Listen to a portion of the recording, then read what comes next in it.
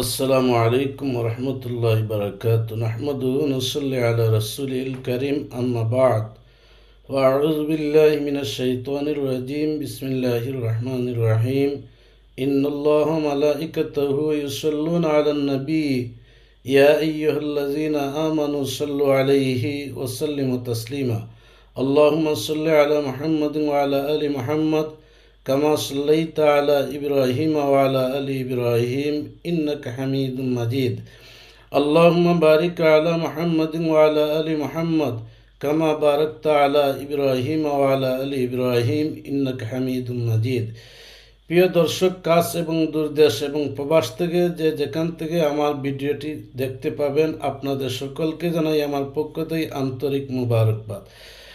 প্রিয় দর্শক, আজকে আপনাদের সম্মুখে আমি হাজির হয়েছি মানসিক অস্থিরতা দূর করার বিশেষ একটি আমল নিয়ে। আল্লাহ সুবহানাহু ওয়া তাআলা যদি আমাকে তৌফিক দান করেন তাহলে ছোট্ট একটি আমল আপনাদের সামনে তুলে ধরব। ওমা তৌফিক ইল্লা বিল্লাহ। মানুষ বিভিন্ন পর্যায়ে মানসিক চাপে থাকে, মানসিক অস্থিরতা দুশ্চিন্তায় থাকে, মানুষ অনেক ক্ষতিগ্রস্ত অবস্থায়, ঋণগ্রস্ত অবস্থায় মানুষ পেরেশান থেকে।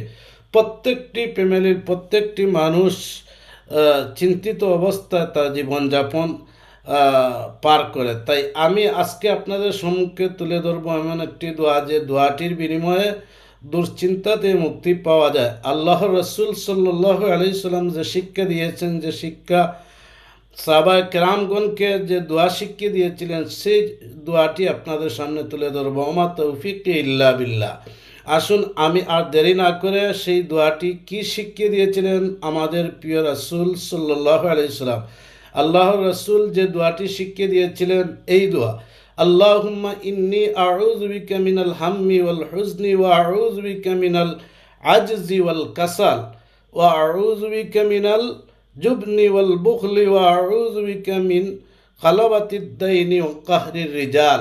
আল্লাহ পাক রব্বুল আলামিন যেন আমাদের সকল মুসলিম উম্মাহকে সেই দোয়াটি শিকার এবং বুঝার আমল করার জন্য আমাদের সকলকে তৌফিক দান করেন, এবং তারই সাথে সাথে আমাদের সকলকে আল্লাহ পাক রব্বুল আলামিন এই দোয়ার বিনিময়ে আমাদের সকলের দুশ্চিন্তা থেকে মুক্তি দান করুন।